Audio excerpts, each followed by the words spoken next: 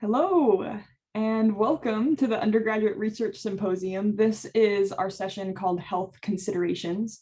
We have 5 really excellent presentations today. Some are groups of students, some are individuals who are giving their presentations. We're going to go ahead and get started with our presentation, but if anyone who is attending has questions, they can put them in the question and answer, and we can answer them during the session. I'm going to send it over to our first presentation, which is titled Racism as a Public Health Crisis. Hi, everyone. We're going to have a group presentation, and I'm going to just start to share my screen. I do have my co-presenters of Jennifer, Juliette, and B, and I myself am Jennifer. And so we're going to start our project of racism as a public health crisis. So just a little overview of what we're going to be talking about today is about how racism is connected to our health. And then we're going to go over some key statistics and as well as about our own outreach study. So racism in health and how are the social determinants of health contributing to health inequalities. Some background: in the United States, Black, Indigenous, and people of color, the BIPOC community, have reported higher levels of negative health experiences and outcomes compared to other groups. Structural racism, which can take the form of microaggressions, as well as overt racism, can play a large role into shaping the social determinants of health and ultimately create racial and ethnic health inequalities. So racism is a driving force of the social determinants of health and is a barrier to health equity. And just a little reminder that social determinants of health are non-medical conditions such as housing, education, and employment, which can all affect that health. So the American Public Health Association has first declared racism as a public health crisis in 2020. Since then, they have created several health equity policies in order to influence health outcomes.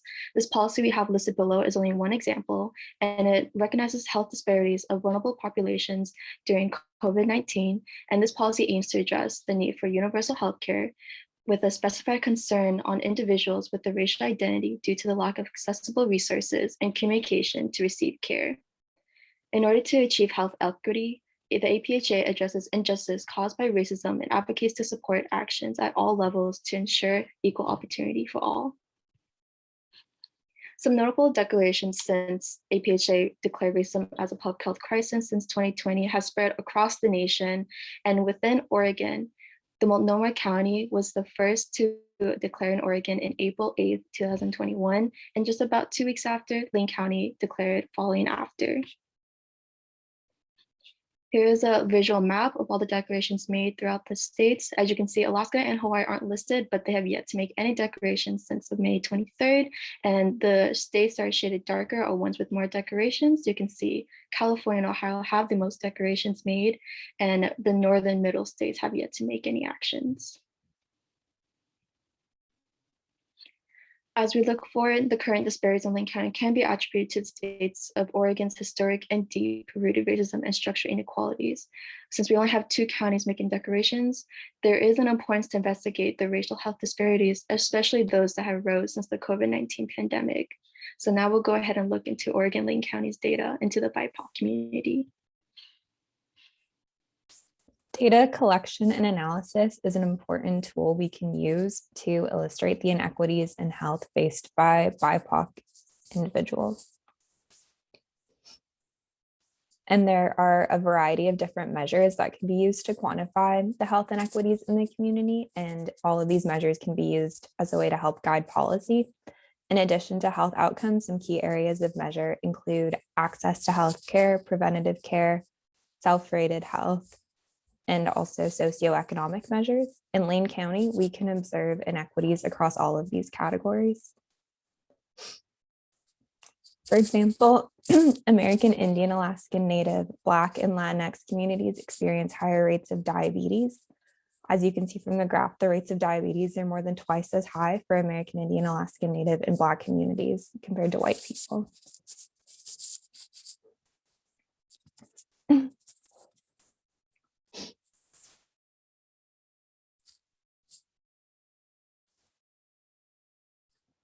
In addition, certain communities of color are less likely to have had a routine checkup in the past year. And certain communities of color were also more likely to rate their health fair to poor over good to excellent compared to white people compared to people who self-identify as white.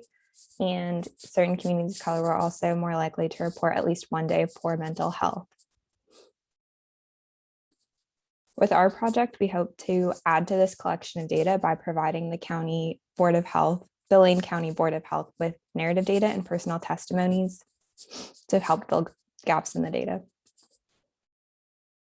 As previously mentioned by one of my colleagues, racism as a public health crisis was recently declared on April 21st by the Lane County Board of Commissioners. We have been conducting our own questionnaire to collect data on Lane County residents' experiences of any racial/ethnic disparities. We have been using social media to distribute our survey along with associated background information on the topic. Our goal is to spread awareness on the issue and direct people's attention to Lane County's declaration on racism as a public health crisis, while also providing a platform where people can voice their stories and personal experiences. As for survey distribution, as I mentioned, we have been using social media. We have been doing a social media campaign, but we have also emailed it to several organizations across Lane County, such as Centro Latinoamericano, El Grupo Latino de Acción Directa, CALC, the NAACP, and several student unions at the University of Oregon. So our questions in our survey essentially revolve around three main categories, which are demographic characteristics, access to healthcare, and experiences with racism while residing in Lane County before and during the COVID-19 pandemic. So going into the demographics, who took our survey, what does this look like? As of right now, we have had 36 participants, and in our survey, we ask individuals to provide their race or ethnicity. We can see from the graph here that most people who have taken the survey identify as Caucasian, which gives us a good base to compare the rest of our data with. We've also had participants who identify as Hispanic or Latino, Asian, Black or African American, and Native Hawaiian or other Pacific Islander. We also gave participants an option to choose other and to submit an answer of how they identify themselves in case they did not identify with the categories that we provided. For example, you can see towards the bottom of the graph that somebody took the survey who identifies as Hispanic, Latino, and Pacific Islander. And some other demographics, we asked individuals how long they have been residing in Eugene, which is what is represented in the graph on the left-hand side. The majority of individuals who took the survey have reported that they have been living here between 1 and 5 years, and the rest distribute equally between living in Eugene from 6 to 10 years and above 10 years. Next, we asked individuals to share their age with us, which is what the chart on the upper right indicates. Almost 40% of the participants who have taken our survey are between 18 to 21, about 30% are between 22 and 25, and about 33% are 26 and above. And we also asked individuals to share their occupation with us if they felt comfortable doing so. And as far as occupations, most reported that they are students, and the other percentages are divided between occupations which fall under categories such as social work, administrators, and more. So regarding access to healthcare, 94% of those who took the survey indicated that they have health insurance, while 6% do not due to it being out of their budget. Many people also pointed out that student health insurance makes it more affordable, or else they wouldn't be able to pay out of pocket. When being asked about experience with racism, 53% answered yes, and most of them are microaggressions. Some are racial slurs. They happen everywhere from school to workplace to social media. And among those who have not experienced racism, some mentioned because they are white, but they definitely have witnessed their friends being the victims. And here are some quotes from the survey. The first one says, "I was walking with my friends and someone yelled at us, 'Can we get some teriyaki sauce?' That has been very often to especially international students, as I have personally experienced." And the second one says, "Once a colleague learned that I was Native and then brought in moccasins for me to look at and appreciate." This is a great example of microaggression where people are joking around, but most of the time they take it too far. And it's dangerous because it happens so often and people are so unaware of how much harm they're causing from these little words and actions. And then the third quote says, "It is a huge problem that is normalized because we live in a northern state where it is considered not that bad just because it may be worse in other parts of the country. And this one points out a great point that our low numbers should not justify racism at all. And there are even more heartbreaking stories from the survey, but for the matter of time, we will move on. And to quickly sum up this slide, racism has strongly impacted people's mental health. With or without insurance, many of them are in debt because of therapy. Others indicate their increasing anxiety because of racism. Many would not treat it with appropriate attitudes and in healthcare facilities. And since COVID, things have taken drastic turns.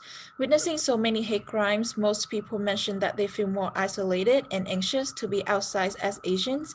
Family visits are a lot more stressful, and they just have to always be cautious when people are around.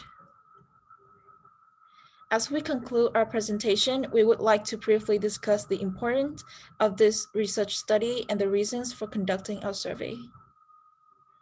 First, when we first began our research in relation to racism and health disparities among communities of color in Lane County, we quickly realized that this data is limited. We had very limited access to it, so we partially decided to conduct this survey due to the lack of available data. And our study also advanced Lane County's resolution on racism as a public health crisis. In their resolution, they outlined 7 commitments, the third one being to obtain and use more meaningful data in order to better tell the story of Lane County's BIPOC communities. We hope to present some of the personal testimonies and data that we have gathered from our survey responses and present it to the Lane County Board of Commissioners in the form of a letter. And that wraps up our presentation. Thank you so much for listening.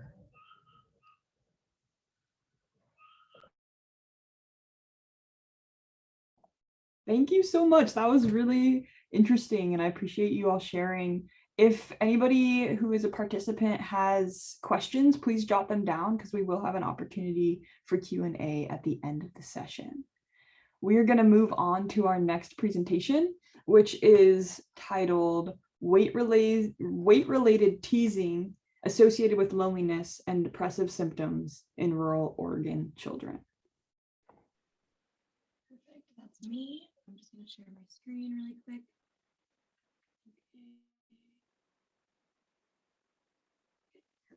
Okay.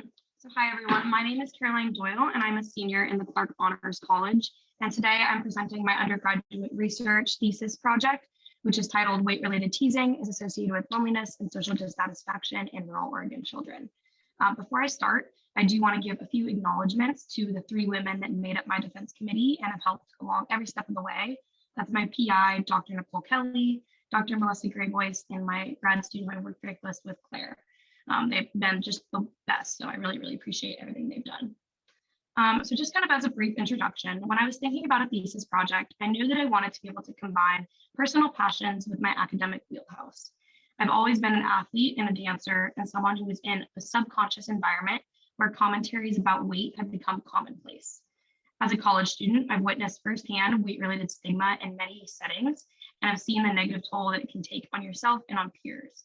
Thus, this project stems from personal interest and is rooted in empirical evidence that was collected from a clinical trial ran by the Renew Lab entitled Exploring the Health Behaviors of Elementary School Children in Rural Oregon. Childhood experiences shape our future selves for better and for worse. The good times stay with us, but so do the damaging social interactions. There's a plethora of research questions about how the frequency of weight-related teasing differs depending on a child's actual weight and how they process their distress and experience. There's much evidence that supports that both high frequency and severity of weight-related teasing can contribute to negative mental health outcomes. As such, the present study focused on how weight-related teasing could contribute possibly to both depressive and loneliness symptoms in children. Before I go any further, I also wanted to find a few key terms that is used throughout this entire presentation and poster. As the name suggests, weight-related teasing is teasing that is purposely aimed at one's weight or appearance. Overweight, when referring to a child, means having a BMI score that falls in the 85th to 95th percentile. Obesity is in the 95th percentile and above. And lastly, stigma is negative beliefs related to weight, whereas discrimination is an actual prejudicial treatment. So now moving to just some brief background. It seems like you cannot enter a medical practice anymore without the mention of the word weight or obesity risk. This has become a hot topic in recent years in American society. In the past 40 years, the percentage of Americans that have been categorized as either overweight or obese has actually tripled. And for children in particular, 18% of 6 to 11-year-olds and 21% of 12 to 19-year-olds are obese. There are possible health consequences that are related to this risk factor, such as cardiovascular disease or diabetes. So while prevalence is very obvious, obesity has also then become harshly labeled with stigmatizing language. So thus, the stigma leads to this idea of wondering, is obesity actually an epidemic? Of course, factors that are related to obesity, such as sedentary behavior or eating habits, actually also serve for risk factors for chronic disease as well. So while obesity is a medical risk factor, it's merely that. It does not guarantee that one will have poor health. The American Medical Association's decision to label obesity as a disease and as an epidemic has increased our own societal attention and fear surrounding weight. And this has created weight stigma. Essentially, many previous well-studied projects have reported that weight stigmatized populations experience larger incidences of mental health-related disorders. Weight stigma is largely ignored when compared with other factors, like those on the basis of race, gender, or socioeconomic status.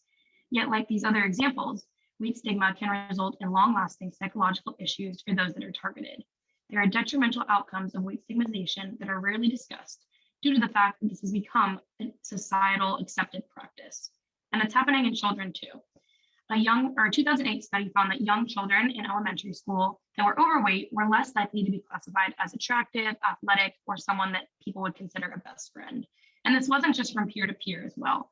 Teachers were also shown to say that overweight students were less likely to be academically driven or good in the classroom. American society has truly bred a fear of weight. And current literature also continues to support that mass media are producing images that endorse specific beauty standards in which having a slim body is associated with success or fame. This brings us to the focal point of the study, which is weight-related teasing itself. These can be overt or subtle actions that pick out and make fun of someone based on their weight. Essentially, weight-related teasing happens when someone is deemed to be too big. So an example would be calling someone directly fat, or saying something a little bit more subtle, as in, oh, do you think you'll fit into that? Or about a dress or something to wear, where underlying there is some stigma underneath that statement. Weight-related teasing can come from a variety of sources. Like mentioned, it can be peer-to-peer, child-to-child, but it also can come from family, siblings, or parents, as well as people in position of authority, such as a teacher or a coach. So this moves us to the next part of the study, which was looking at two specific kind of mental health outcomes. The first we identified was loneliness and social dissatisfaction. Loneliness is an unpleasant state that arises due to a discrepancy between the interpersonal relationships that people want to have and those that they currently perceive they have. It is not necessarily a physical separation, but it's instead when someone perceives a disconnection. There have been studies that are mostly focused on older adults showing that it is a risk factor for mortality and for other issues as well, but this is not a study in children. However, an early study did find that a child's degree of weight-related teasing in the 6th or 7th grade could be used to predict their loneliness in the 8th grade. The second mental health outcome that we looked at was depression or major depressive disorder, which is one of the most common mental health disorders in America. Common symptoms include things like irritability, low energy, loss of interest in your normal hobbies and work. And there has been empirical evidence that clearly supports weight-related teasing can strengthen childhood depression and vice versa, giving rise to a reciprocal relationship. Further, we also wanted to think about what factors can potentially moderate the relations that we thought we were going to see. So we identified two potential moderators. The first was the idea of body appreciation. Body appreciation is the idea of practicing and learning to truly appreciate and acknowledge what your body can do for you and how it's amazing that it can function every day. While closely related to body image, they are not synonymous terms. Other studies have found that young women with high dispositional gratitude for their own bodies had less of a tendency to seek external approval from others. Thus, we thought that this could possibly be related to weight-related teasing as well. The last moderator that we also identified was just the idea of biological sex. A lot of current literature supports that girls and women internalize and respond more strongly to weight-biased comments than do their male-identifying counterparts. The young girls are told to worry and obsess about how much they weigh, the more fixated and impacted they become by weight-related teasing comments. So now this will move to our hypotheses. The first is, are children's experiences of weight-related teasing positively associated with their depressive and/or loneliness symptoms? The second is, are children's experiences of weight-related teasing moderated by their degree of body appreciation, such that the hypothesized positive associations for weight-related teasing with mental health outcomes are buffered by those that report a greater body appreciation? And lastly, are children's experiences of weight-related teasing moderated by their sex, such that these hypothesized associations would be strengthened for those that are girls? We had a plethora of exclusionary criteria for who was included in the study. I won't go into depth here, but I will say that the main point was to make sure that all participants do not have any major medical or psychiatric conditions. Now moving to methods. To do so, we used 4 surveys that were collected and validated in Qualtrics online. The 4 surveys are listed here on the poster as well, describing what construct and what the actual measure itself was. For weight-related teasing, we use the perception of teasing scale. For loneliness, we use the loneliness and social dissatisfaction scale. For depressive symptoms, we use the child depression inventory. And lastly, for body appreciation, we use the body appreciation scale for children. All 4 of these were selected in particular because they all had good internal consistency across many previous studies as well. Data was actually processed and conducted in IBM SPSS version 26. Multiple linear regression models were conducted to explore these study aims. All of our interaction terms were centered with continuous variables and created to evaluate the moderation. And all analyses were adjusted for BMI percentile and biological sex when sex was not already being looked at as a moderator in our regressions. So now moving forward to our results, our study ended up consisting of 75 total youth participants. Another part of the criteria was that these must be rural residency children as well. So we found that the majority of our study was white. However, this was a sample representative of rural Oregon as a whole. The mean age was also 8.97 years. Then for our actual tested results, we found that weight-related teasing was significantly and positively associated with loneliness and social dissatisfaction symptoms. However, it was not so with depressive. We did not find that either body appreciation or sex functioned as a moderator in either of the regression models. But interestingly, we did see that body appreciation was independently and inversely associated with both loneliness and depressive symptoms. So lastly, this brings some ideas of discussion and further directions and key findings. We were surprised to see that depression was not related or associated with weight-related teasing, given the previous literature that was looked at.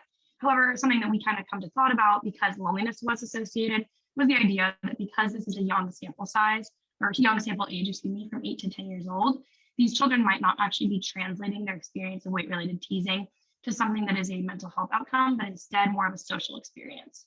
Perhaps if we looked at an older population or a more cumulative effect over a longer period of time, this would have translated to more depressive symptoms. Additionally, as part of our exclusionary criteria, we ended up not having a lot of variability within the actual sample of people of mental health outcomes because major depressive disorder was screened for in inclusion. Moving to our moderators, like I said, we were surprised that neither acted as a moderator. But again, we think that this might be due to the young age of the children, that potentially there just generally is not a difference between sex at this age at this point in time, or that body appreciation is just not actually being completely measured in this construct that we decided to use. But importantly, there was this independent association that we saw that just furthers the idea that body appreciation should be taken as a legitimate way to further your own health and to keep yourself doing well. If this study was to continue, I think it'd be very interesting also to look forward and see how weight-related teasing and peer-to-peer teasing in general in rural Oregon children has changed since COVID. The study was stopped a little bit prematurely due to COVID. So it'd be interesting to see how the kind of move to a virtual world has affected this. Additionally, kind of the key findings of this is that we want people to walk away knowing that this is a public health concern that should be taken legitimately. Obviously, obesity is a risk factor, but so is weight stigma and weight-related teasing. If we have interventions that are targeted at youth populations and targeted those that interact with youth populations, most commonly, so teachers and coaches and healthcare providers, things like weight stigma might lessen over time throughout our society. It won't happen overnight, but it's worth the attention and worth the research. Yeah, so that is my presentation, and I hope you enjoyed.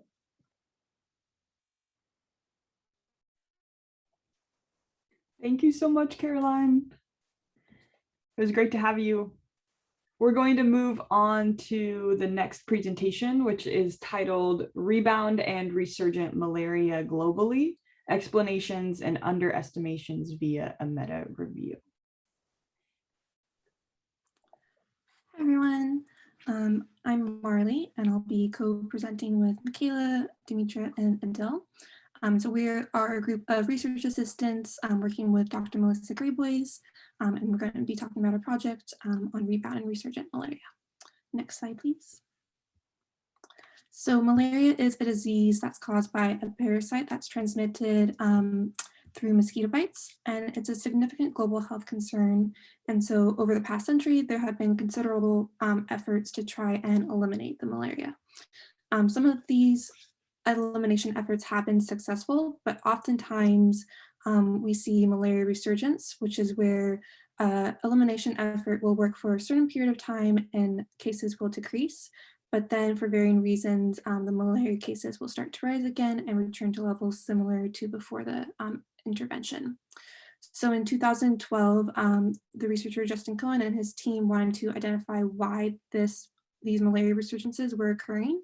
So they conducted a systematic review where they reviewed sources for examples of malaria resurgence globally, and then compiled the reasons for why the resurgence occurred. And they concluded that most of the resurgences were due to reductions in funding for the elimination programs. And so they suggested that with proper funding, malaria elimination is feasible. And so this review is one of the most comprehensive sources we have on malaria resurgence globally, and it's been utilized often in global health to make malaria-related decisions. So our team wanted to replicate this review as well as update it with recent literature and a broadened view to social science and a historic perspective. And so our goals did also vary slightly from the original replication. So while Cohen and his team were focused on identifying the reasons behind resurgence, we are also interested in these reasons, but we wanted to look at the broader implications and ask what the reasons mean for future work as well as the ethics around malaria elimination. Next slide, please.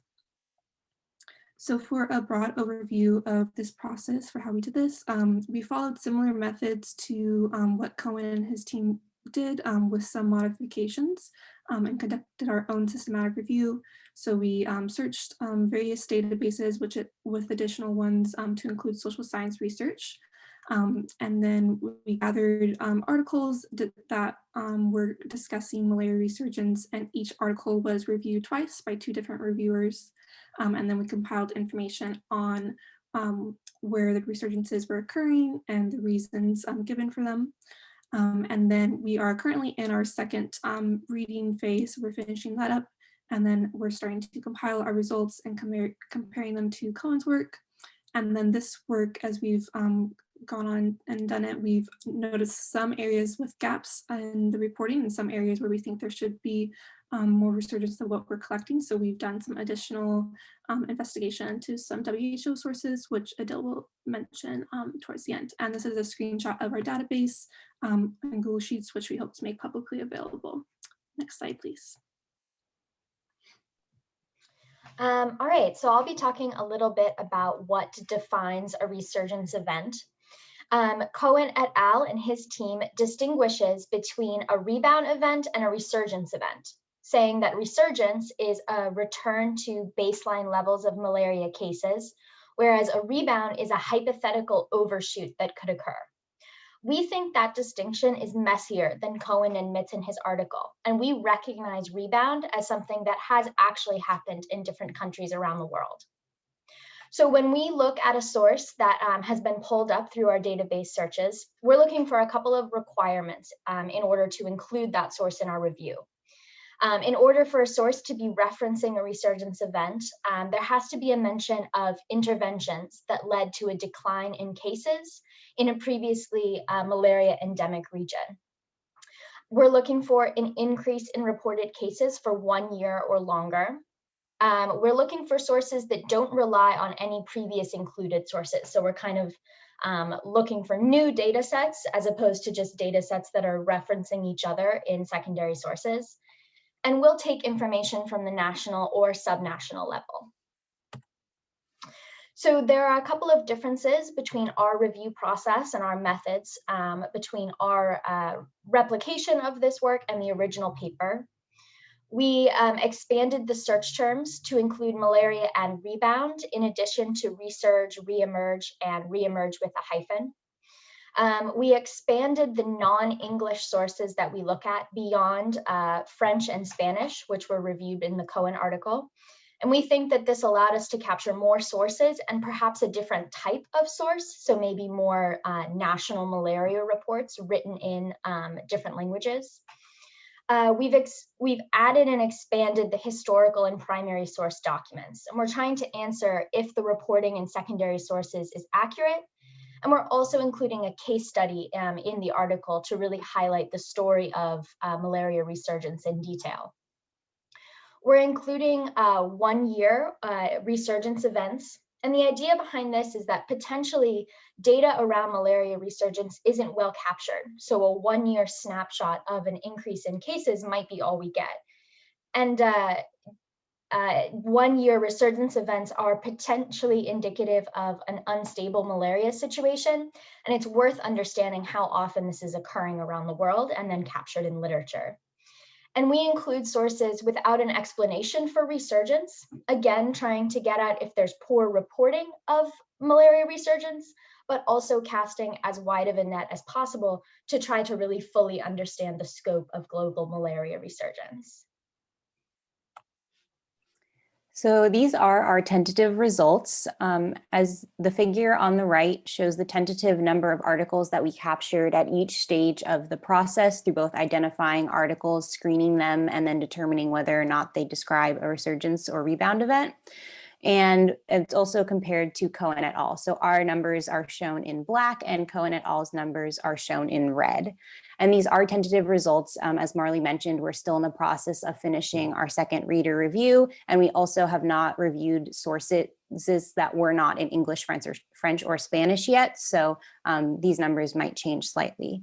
The results show that we found and reviewed and included more sources at every step of the process compared to Cohen et al. And this is likely because we cast a much broader net. We looked for languages other than Spanish, English, French, and we also searched additional social science databases. We also used a broader definition, so we included that rebound search term. And also we have an additional 10 years of literature that we are drawing on, as Cohen et al. Completed his meta review in 2011, whereas now we're in 2021. Our results show that we captured 15 times more sources and reviewed 3.5 times more sources than Cohen et al., but we only ended up including about 15% more sources than Cohen et al. And his team did. Next slide, please. In terms of our results related to the number of rebound and resurgence events that we captured, Cohen et al. Found 75 documented cases of rebound and resurgence in 61 countries over 70 years. We captured 117 documented cases of rebound resurgence in 89 countries over 160 years. It's important to note that we found 22 cases of rebound or resurgence that occurred after 2011, which makes the important point that resurgence is still occurring and something that is deserving of continued research and discussion. Also, we found that there were 28 events that Cohen et al. Captured that we did not, and 70 events that we captured that Cohen et al. Did not capture. And we captured those 70 extra events with only about 15% more sources. And we're currently in the process of investigating why this was the case. Next slide, please. Yeah, and so as Marlee mentioned in the beginning, and as everyone else sort of alluded to, one of the biggest questions we had while doing this work was whether malaria rebound and resurgence events were being underreported in published literature. And so as an extension of the replication work we were doing, we decided to further investigate this by selecting 19 different African countries and reviewing WHO annual malaria reports. And we decided to look at the WHO sources specifically because many of the control and elimination efforts that took place in these countries were spearheaded by the WHO. And so we collected annual case numbers and prevalence rates from the years of 1982 to 2017. And we put the data together into a panel data set that allowed for malaria patterns to be evaluated over more than just a 12-month period. And this allowed us to see trends, these trends being rebound and resurgence events happening over multiple years. We also generated epi curves, and this picture here is an example of one of the 19 that we generated. Next slide. Yeah, and so this research is still ongoing, it's expanding, but the initial results are very promising, and there's a very strong indication that there are multiple cases of rebound malaria that appear when individual annual reports from the WHO are graphed collectively versus looking at them in 12-month chunks. And so as we see in the numbers here, at a lower range from the epigraphs, we see that there are a total of 36 rebound events, and on a higher range, there's 74 rebound events. All of this is a lot more than Cohen and his team had captured from these countries, which was 6 rebound events. And so this initial data set is essentially proof that there's evidence hiding in plain sight of rebound malaria that is being underreported. Next slide. Yeah, so thank you all very much for listening to our presentation. Please let us know if you have any questions. Thanks all, that was great. If folks do have questions as we're going through the sessions, you can put them in the Q&A, and then when we get to the end of the session, I can ask them out loud to our panelists. Okay, we're going to move on to the next presentation, which is titled Evaluating the Impact of Climate Change and Water Scarcity on Chronic Kidney Disease in El Salvador. Hi, everyone. Let me just share my screen. Okay, can everyone see this? Okay, so hi, my name is Paola Sanchez. I'm actually a graduating senior from Boston College, so a visiting McNair Scholar. My research has been focused on evaluating the impact of climate change and water scarcity on chronic kidney disease in El Salvador and Guatemala. And my faculty advisor has been Professor Nadia Bolesm. So my research plan, I conducted this research in order to gain a better understanding of how different levels of the social ecological model are influenced by the relationship between climate change and water scarcity, and how these two exacerbate chronic kidney disease in El Salvador and Guatemala. And in order to do this, I have split my research into 2 different components, that being a literature review and also conducting interviews. And today I will only be presenting my findings for the literature review component of this, and only in El Salvador. So first, I'm going to start with what chronic kidney disease is. Chronic kidney disease is when your kidneys no longer function properly, so they can't filter out blood. And that can lead to systemic issues such as cardiovascular problems, anemia, and other systemic complications. Traditional risk factors associated with chronic kidney disease are diabetes mellitus, high blood pressure, age, race, etc. And the people who have been seen to suffer the most from this disease are in the age group of 60 and over. So it's a disease that is associated with an aging society. Gender, there's a slight higher prevalence in women than in men. I think globally, the prevalence in women is around 15%, and in men it's around 13%. Socioeconomic background, as with most other diseases, this is a disease that mostly impacts people of lower economic backgrounds.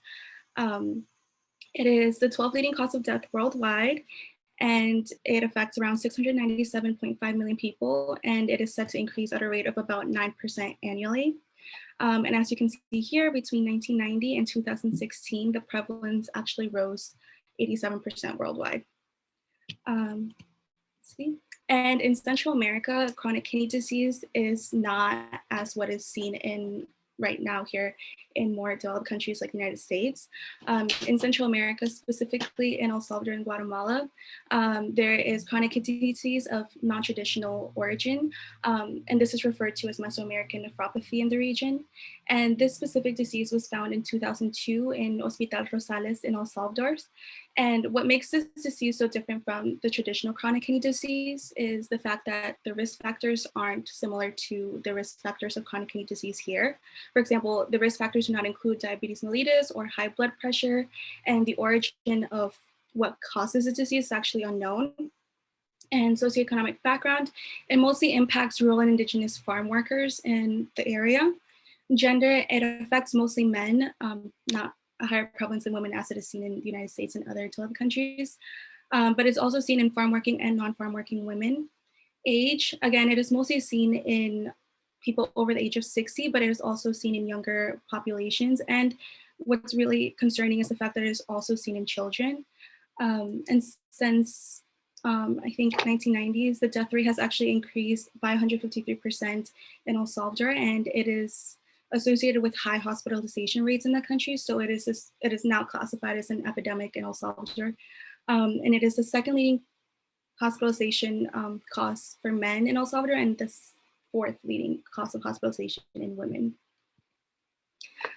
So because the origin is unknown, there are a lot of hypotheses that have been posed to kind of address what could be leading to this epidemic. The first being, the two of the most popular that have been accepted are that first, occupational exposure to agrochemicals and environmental pollutants in soil, water, and air can cause chronic kidney disease of non-traditional forms. And two, that strenuous working conditions under high temperatures and constant dehydration can lead to chronic kidney disease of non-traditional forms. However, some of these don't really address really prevalent issues of chronic kidney disease. For example, the second one doesn't really address why it is a disease that is presenting in children.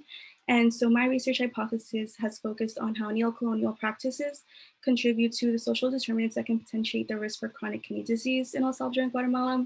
And more specifically, I'm focusing on how neocolonial practices that contribute to climate change and water scarcity contribute to and can potentiate this chronic kidney disease in the area. So these are the research questions that I began with. First, are climate change trends associated with the rise in prevalence of chronic kidney disease in El Salvador? Is there evidence of high levels of toxic chemicals, nephrotoxins in the water sources in the affected regions? And how did these nephrotoxins get in the water in the first place? And three, how did climate change, water scarcity, and chronic kidney disease intersectionally impact marginalized communities in the area? So in order to address these questions, I employed the social ecological model. And the social ecological model is a framework to analyze health determinants of different diseases.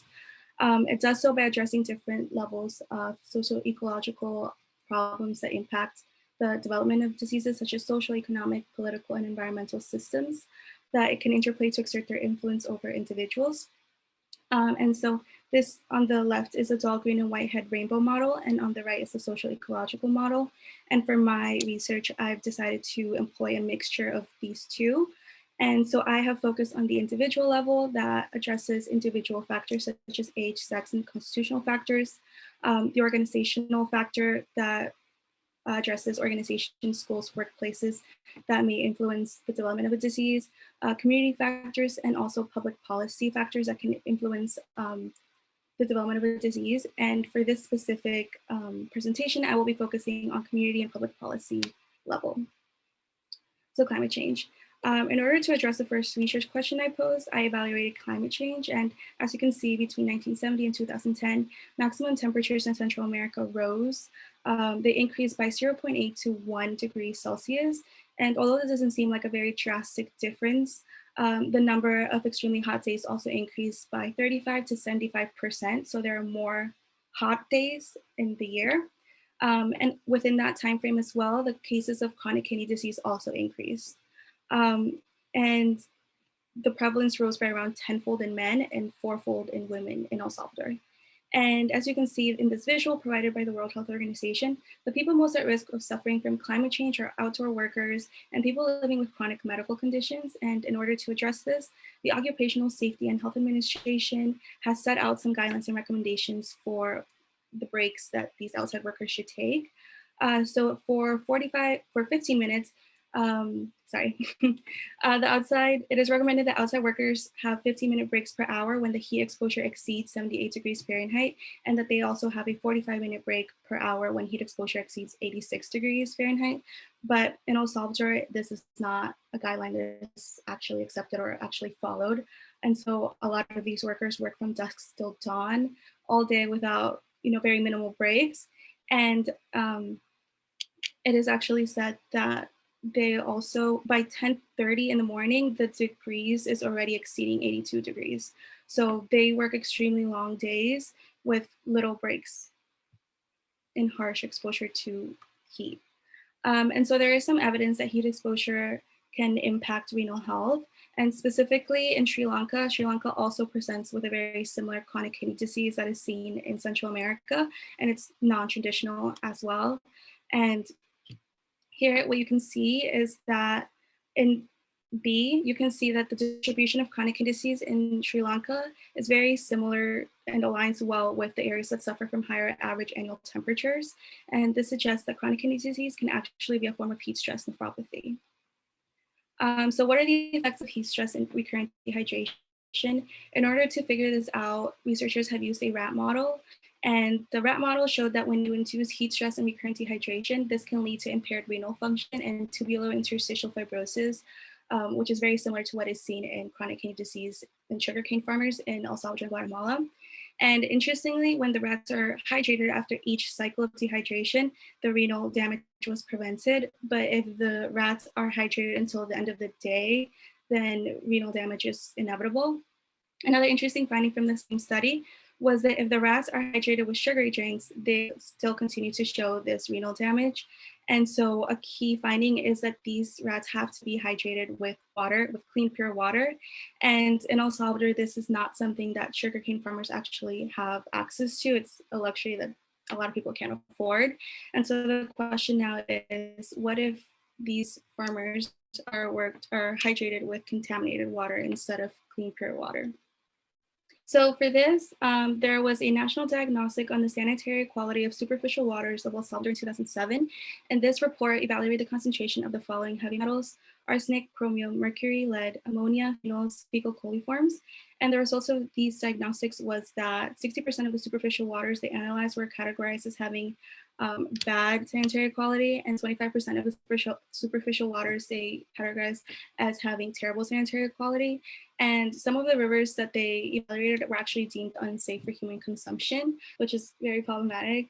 And they evaluated each specific heavy metal, and what they found was that these were present in the water: arsenic, mercury, cadmium, calcium, magnesium, etc. And these are no nephrotoxic hard metals.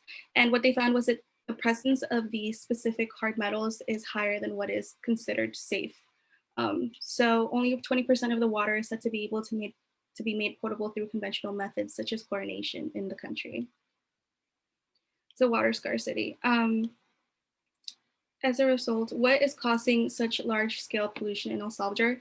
So neo-colonial practices such as mining for gold and big businesses like Coca-Cola are known to be top contributors to this contamination problem in El Salvador, and they actually face little to no sanctions by the government. So they are allowed to continue these harsh practices.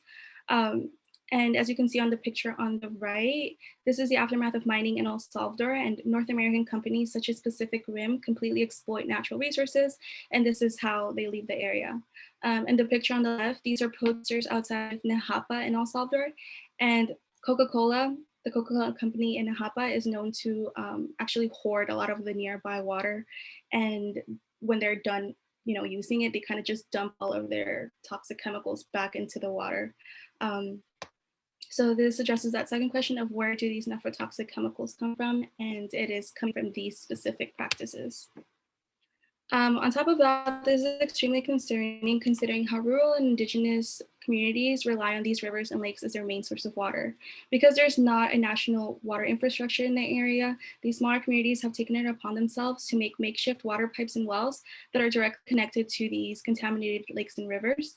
And because they're just ordinary people with very little money and resources, they don't have access to the tools to purify their water adequately. And so remember, as it was said, only 20% of the water is actually able to be made potable through conventional methods. So they don't have access to these resources. And so they have access to their water pipes, but it's connected to water that is contaminated, and that's all they really have access to. And on top of this, the national government persecutes and fines these smaller communities for their makeshift water pipes and water wells, all while continuing to dismiss pressures calling for a national water law that will allow these communities access to water that is actually safe for human consumption. And because of that, it is said that El Salvador experiences unjust and unequal water management at the expense of rural and indigenous communities. So the second part of my research will focus on interviews, and specifically I am in the process of interviewing people from specific stratas of the social ecological model. So I would like to interview patients with chronic kidney disease and figure out information about how prominent contamination pollution is in their everyday lives, and whether that could be a source of, the exacerbation of chronic kidney disease. I would also like to interview nephrologists and nurses and get some general information about chronic kidney disease and how it is presenting itself in patients and their theories and concerns. And this is a strata I've actually already completed, and I've been able to talk to some doctors and nurses, and they are very much in agreement that climate change and water scarcity contribute to these problems and that they need to be addressed. And I would also like to interview environmentalists, NGO representatives, and ANDA representatives, which are the smaller water companies in El Salvador. And I will continue to do this forward in grad school. And discussion, the literature presents ample evidence that combinatorial effect of climate change and recurrent dehydration as a result of water scarcity can produce renal damage, but further research must be done must be conducted to prove or disprove this. And climate change will have detrimental impact on not only physical health, but also environmental degradation. And it is unfortunate to say the communities who are most at risk of suffering from climate change are these agricultural and rural and indigenous communities.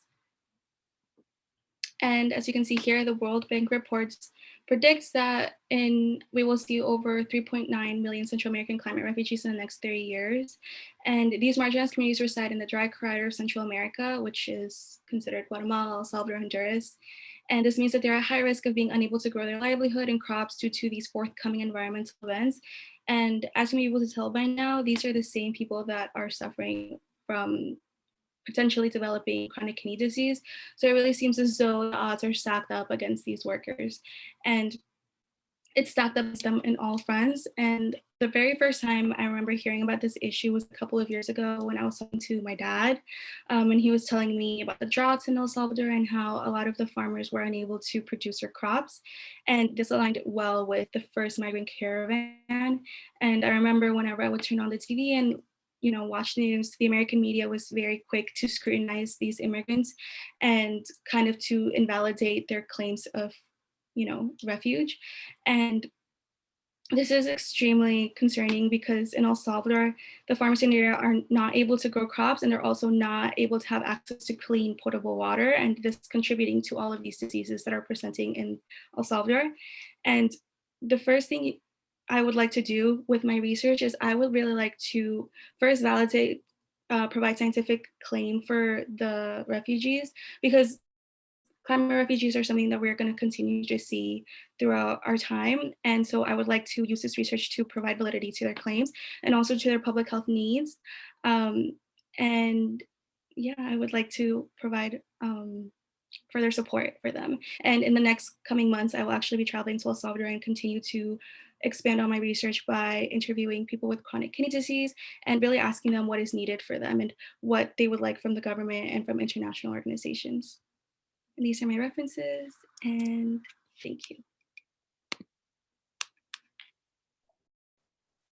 Thank you, Paola. Okay. We are going to move on to our final presentation, which is titled Quantifying Cranial Shape Change with Age in Adult Modern Humans.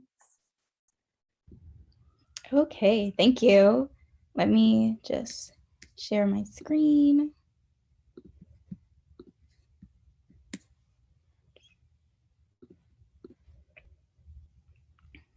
Okay, hi everyone. My name is Jyhreh Johnson, and today I will be presenting to you my Robert D. Clark Honors College undergraduate thesis and my McNair Scholars Research Program research as well.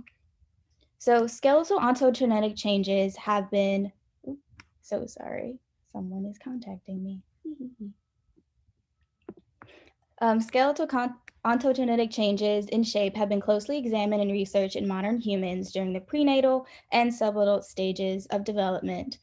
So this can be seen through the pubic symphysis and also the fusion of the epiphyses.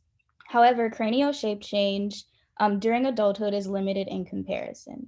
So these changes in shape are commonly researched in the postcrania, which is the neck down. However, the cranium or the skull does have its own indicators of age, that being tooth eruption or tooth wear, and the sutural fusion of the sutures on the skull as well, or closures. So for this thesis, I address the following questions. So are there quantifiable patterns of shape change correlated with age in adults? And how do these changes tell us about human ontogeny? So before I dive into my research, it is necessary to acknowledge the collection used for my thesis. The Terry collection was chosen because it housed specimens of known age. So it was named after Dr. Robert J. Terry, who was the head of the anatomy department at Washington University's medical school in St. Louis, Missouri. It is also important to note that the Terry collection consists of non-consenting individuals. So these individuals were unclaimed by their next of kin and therefore became wards of the state. And then the state decided to go ahead and donate their bodies to science. So here I have a quote from Dr. Grover Krantz. So Dr. Grover Krantz was one of the only consenting individuals that I could find within this collection. And so a consenting individual is someone who says, yes, I want to donate my body to science, which is what he did in 2002 after his death. So the quote here from him says, I've been a teacher all of my life, and I think I might as well be a teacher after I'm dead. And so this resonated with me solely because the Terry collection is not just a set of remains for scientists like myself and other anthropologists to use for research, but is actually a set of people who continue to help educate us even past their own deaths. Now moving on into my research. So the research objectives and hypotheses. So I had one primary objective, and that was to identify cranial shape change that correlated to aging. I had two hypotheses. The primary hypothesis was that the human cranium does undergo shape change during aging. And then also, second is that shape change will provide information on cranial growth and development. I also gave a null hypothesis that there would be no shape change. In order to conduct my research, I had to break up my methods into two sections. So I had a data collection protocol and I had analytical methods. So through the remainder of this presentation, I'll be walking you through these two sections and my results. Starting off with the sample collection. So originally I had 50 specimens that 14 complete 3D models were created due to laboratory restrictions caused by COVID-19. So the sample collection consists of 8 males and 6 females. However, specimen 1572, which is highlighted here in the table, was disregarded due to damage, leaving only 13 viable specimens for this research. In this sample, the youngest individual was 34 and the oldest individual was 71. So before moving on to the next slide, I would like to preface that throughout the remainder of my materials and methods section, I do show photographs of a real specimen from the Terry collection, which is specimen 34R, who is a male and he is age 44. So into my data collection protocol. So the first thing that I needed to do is called photogrammetry. So photogrammetry is the process of photographing a specimen from different perspectives in order to create a complete 3D image. So if you look at the images on the left there, the blue squares are the different elevations and angles each specimen was photographed from. So which is approximately every 15 degrees in a circle around the specimen, using a digital camera to retain the structural and surface integrity of each individual. So as you can see, you have a superior view, which is here at the top, and then you have an inferior view, which is there at the bottom. So 2 surface models were generated for each individual for a total of 100 photo scans. So 1 collection of superior photos and then 1 collection of inferior photos.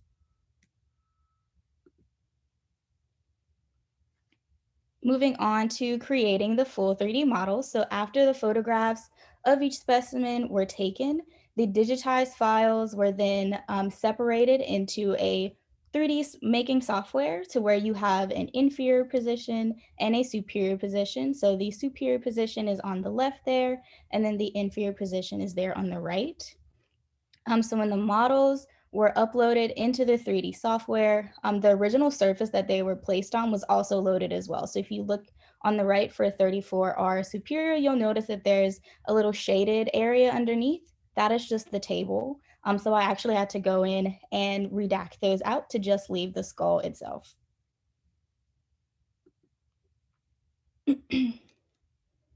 Now going into scaling and alignment. So when the photographs were uploaded, one side or position was actually larger than the other one. So that came into trying to scale them to the same size. So cranial landmarks that could be found on all 13 specimens were used to make sure that they were all the same size. So the image that you see here is actually the alignment process. So each position is given a separate panel for their individual size. So if you look at the top of the image, you'll see that there is a red and a separate green. And then once they are scaled to fit or they are aligned properly, if you look at the bottom here, you'll notice that the red is also fitting into the green and the green is fitting into the red. So this means that they are the exact same size.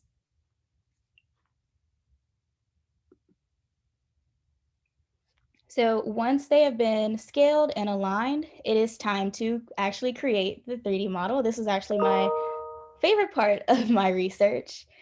So after the superior and inferior positions are scaled to fit, so starting on the left, the bottom of the superior position, which is the top image there, and the top of the inferior position, which is the bottom, are cut off. So just leaving from the nose up and the nose down. Moving to the middle photo that you see there, once they are cut, they're actually placed into the same space to ensure that they actually look like a completed skull before they are merged into the image that you see on the right. So I had to do this for all 13 specimens that were there to create them from half models into full models. So once we have the full model, I actually had to go and landmark them. So a landmark is a precisely defined point on a specimen. You can think of a cranial landmark as a location drop pin. So if I put the mark on one feature on the skull, say your orbit, and then put it on the other orbit, I'm measuring the distance between both of the orbit landmarks that are there. So these landmarks were chosen because they were all found on all 13 specimens. So here are the landmarks from the previous table placed on specimen 34R. So now going into our analytical methods. So I had to perform a general Procrustes analysis, which is essentially superimposition, where you put all of the variants that go into shape change into one space. Then I had to go in and remove those nuisance variables, which would be size, sex as well, or orientation, just leaving shape. So if you look on the left image here, those are all the variants. And then on the right, that is actually a shape of a baboon skull from Frost et al. 2003. Next, I performed a regression analysis. So depicted here is the linear regression of shape explained by age. So the regression was run with the dependent variable being shape and the independent variable being the covariant of age. This is also magnified by 37, which is the difference between the oldest individual, who again is 71, and the youngest individual, who is 34. So the blue circle that you see there is a confidence ellipse. So that explains the variation of the data. So this regression also calculated that the predicted percentage of variance that correlated with age is about 5.6544% of the total variance. And then here, I'm a visual person, so I decided to add this lollipop diagram here. So this actually generates and illustrates the amount and pattern of shape change over time. So the solid dots that you see there are actually the cranial landmark, and then the straight line represents the directional shift of each landmark. So you can think of a lollipop as arrows. So the dot itself is the end or tip of the arrow, and then the straight line is actually the shaft. So wherever the straight line is going, that is the direction that the landmark will shift. I also created a warp image. So the reason for this warp image is to actually show you the cranial shape change that is happening. So I recorded a video of the progression to provide a visualization of shape change. Again, since the percentage of variance is about 5.7%, it will be subtle, but if you could please pay attention to the landmark that is wedged between the solid green line and the dotted green line, you'll notice that it does shift away from the green line.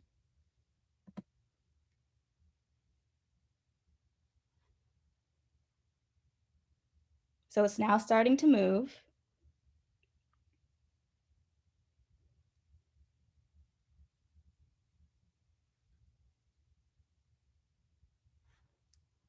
And now it has actually gone and completed its directional shift. So again, it is subtle, but you can see that it has moved significantly away from the solid green line. So key takeaways: the adult human skull does undergo shape change. So I've successfully contributed to the anthropologic community with this research and my thesis. Good job. So though it is minimal, this does shed more light on adult human growth and development. And then also, when I was creating the warp skull specimen 34R, I noticed that the human skull actually shares characteristics within catarrhines. So the baboons and also humans share the same type and pattern of shape change. And thank you.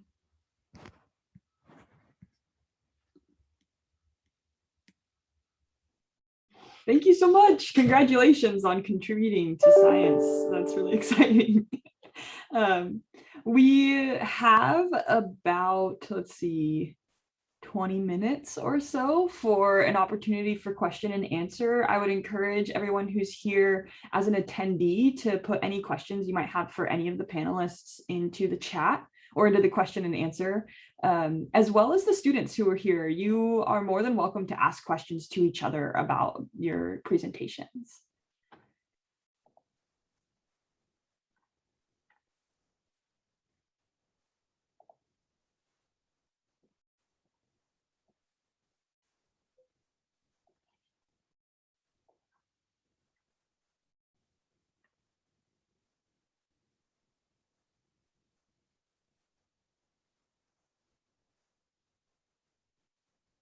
Okay. I have a few questions that I can start us off with, but I wanted to make sure there was space in case anybody did have some. So this first question is for the group that was the Rebound and Resurgent Malaria group. I'm wondering, you mentioned that the report that you kind of based your research off of only looked at English, French, and Spanish data and reports, and that you broadened your scope to include information from many other languages. And I'm wondering what that process was like. What maybe was the translation process? Did you have folks in your group who spoke other languages and could translate those for you, or what did you use there? I can speak to that a little bit. So the sources that came from non-English, French, or Spanish were just pulled up by the database search. So the places that we searched, JSTOR, PubMed, Web of Science, and a couple of others, definitely have articles in a very wide range of sources. And so those sources just came up through our normal searching process. And we're actually still in the process of analyzing those sources that come from other languages beyond kind of those English, French, and Spanish. We have people in our research team that aren't here presenting today, but that fluently speak French and Spanish, so they were able to analyze those sources.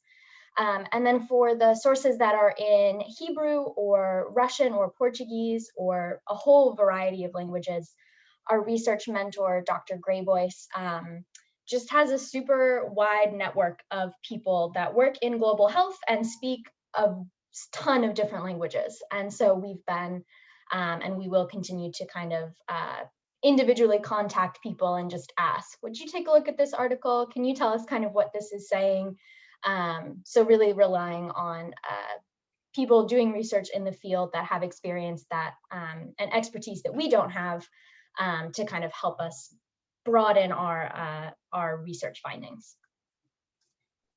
Nice, that's really cool. I like to think about the science like community really coming together to analyze those data points. Thank you. Does anybody else from this group feel like sharing with us about what got you interested in this research, the rebound and resurgence in malaria? Like what drew you to that?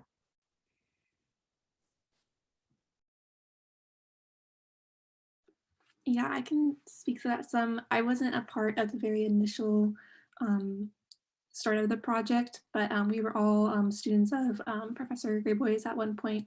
And so I think she kind of brought us onto this project, and it's just been a focus of hers for a while, and just kind of seeing the potential that this work can have, because malaria elimination projects are taken on quite frequently, but then oftentimes without consideration of kind of the long-term impact. So like groups will come in, try to help, and they have good intentions, but oftentimes they can, like with the resurgence, if they come back and the community suffer, it can kind of have unexpected consequences. So just kind of seeing the importance of having these wider and broader understandings of malaria and kind of the more unexpected outcomes just has kind of the important impact on the communities. So just was interested in helping with that. Lovely. Thanks so much for sharing that. That's great. It does look like we have a question in the question and answer. I believe this is for the cranial shape presenter. So I'll read it out loud. If a person has had major reconstructive surgery, either facial or other, to their head, can you tell how old a person is or how old a person was when that surgery occurred, and can still know the actual age of that person? Actually, yes. So I am able to tell a lot of things from the skeleton. So if you were to have reconstructive surgery or you were to injure yourself on the skull, when you're in the healing process, that'll actually kind of date it. So if you think of carbon dating, that is our version of carbon dating, is when we are healing, is that it'll create a marker, or you'll see kind of like a warp in the skull within itself. That something did happen here. So you can tell at approximately what age that person was when they had this significant injury or surgery. And then that does not necessarily affect the way that I can tell their age at death, because I have this method that I have, and then also through just looking at how their injury healed, that can tell at what age, how long it took to heal, and then why it occurred and what type of injury it actually was. Wow, that's really cool. Thank you so much. I have a question for the climate change and kidney disease presenter. You mentioned Sri Lanka in addition to El Salvador as places where this chronic kidney disease has appeared. Do you know of are there other areas globally where we're seeing similar trends? Yeah, actually, so Sri Lanka, India, there's some reported cases in other Central American countries such as Costa Rica. And also I believe there are some in like the Middle East. It's just really difficult to find information from these different countries because a lot of the cases are underreported because the way it presents itself is very similar to just traditional chronic kidney disease. So the information on chronic kidney disease of non-traditional forms is kind of hard to differentiate unless you're doing like constant screening in these communities. But it is something that is starting to become a more global phenomenon and that are starting to get a lot more attention. So hopefully in the next coming years, there will be a lot more information on how to prevent it or how to treat it better. But yeah, there are other countries that are starting to report information on chronic kidney disease of non-traditional forms. And I guess I have another question. How do I ask it? Your research that you were doing kind of illuminated, like, at least it seemed to me, a clear connection between climate change, dehydration, and working in unsafe conditions in the heat. Does that seem to be a consensus? Do you feel like there's a consensus occurring around that non-traditional form chronic kidney disease in that direction that your research showed? I think definitely there is a consensus around the idea of it being heat stress nephropathy or it being exacerbated by climate change, and there are lots of other diseases worldwide that are also being connected to climate change. In terms of the water scarcity problem, that's where there's a lot more of like traction against it, and I believe honestly it's probably because of economic interest in these countries that just kind of push that aside. So that's where a lot of the information is like, oh, like I'm not really sure if that makes a lot of sense or if there's a connection there. But then when I do talk to doctors that work in these smaller communities and there's rural communities, they believe that this is a cause. And when I talk to an environmentalist who also says that this is a cause. So I think there needs to be more of an amplification of these specific voices that live in these rural communities, and that's the only source of water they have. But yeah, I think that's where the only back push is.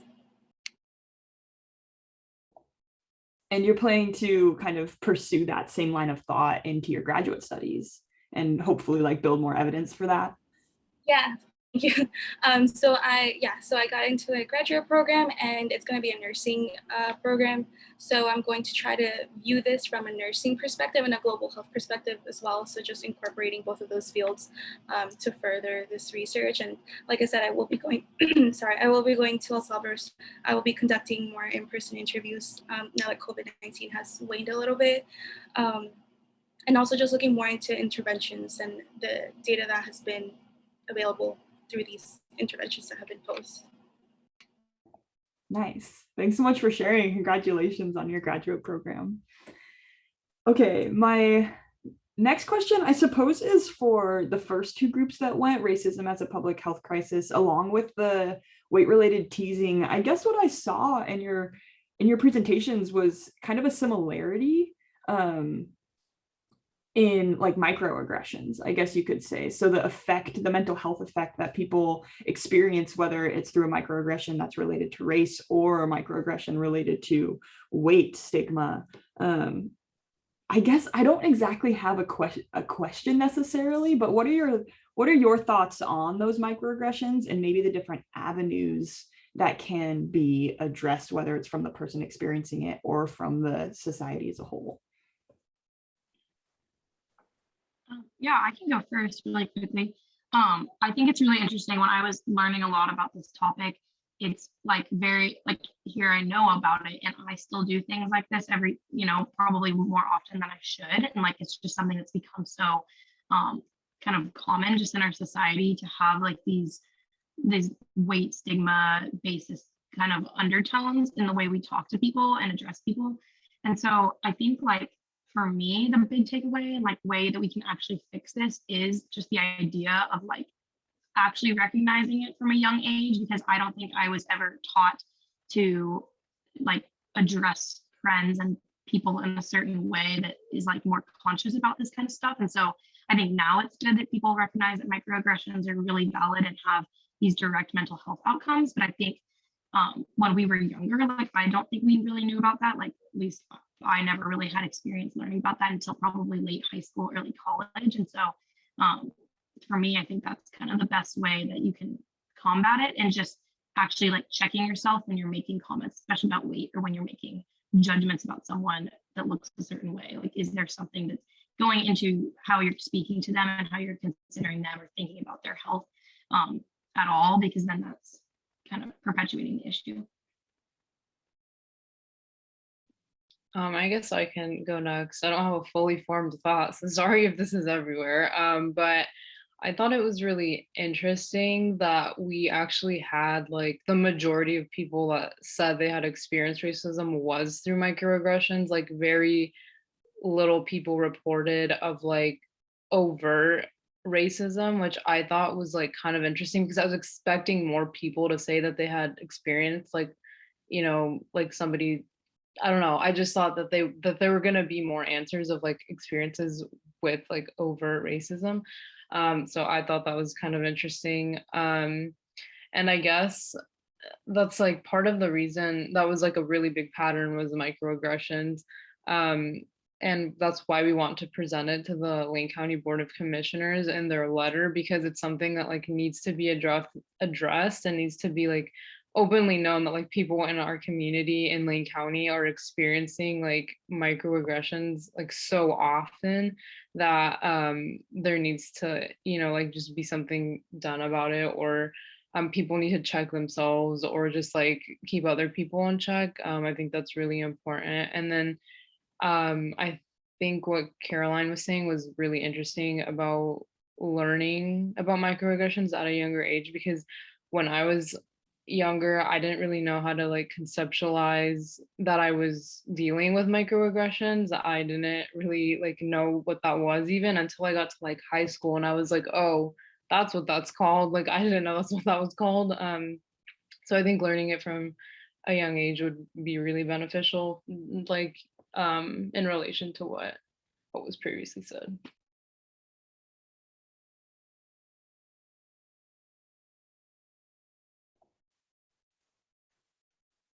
This could be a question for everyone, but kind of along what we were just talking about. Are there places kind of within our culture or within the general society that you see these changes occurring, like changes with more awareness around microaggressions or around just like identity-based teasing that occurs?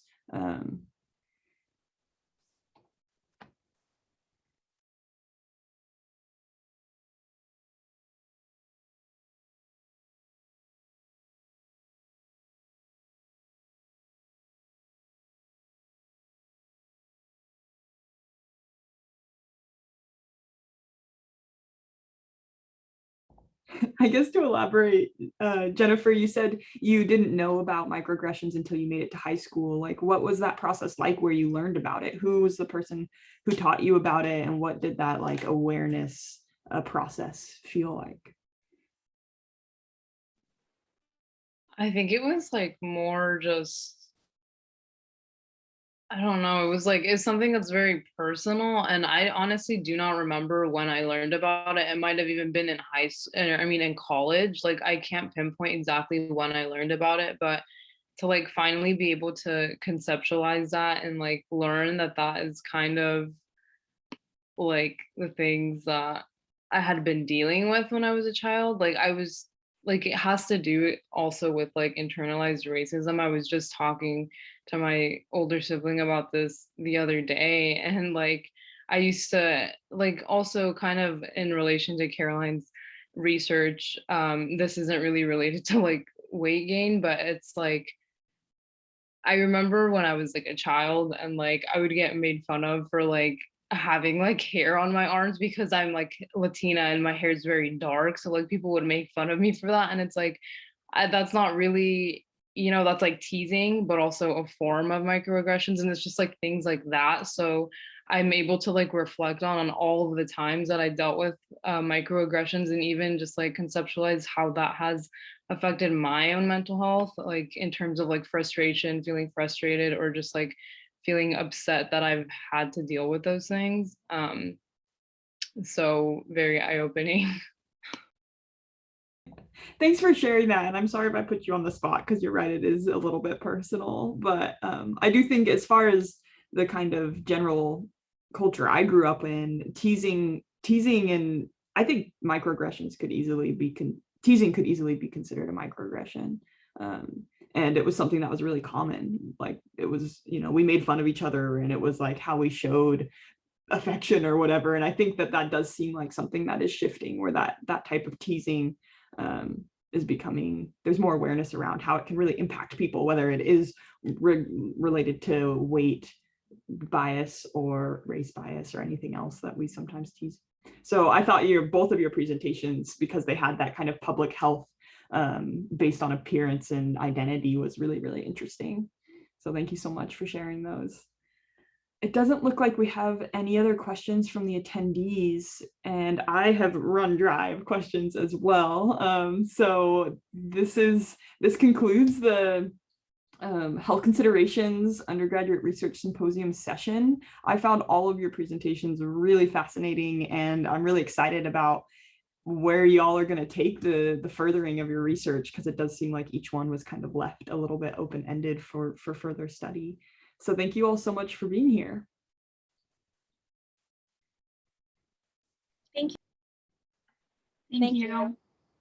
And that concludes our session.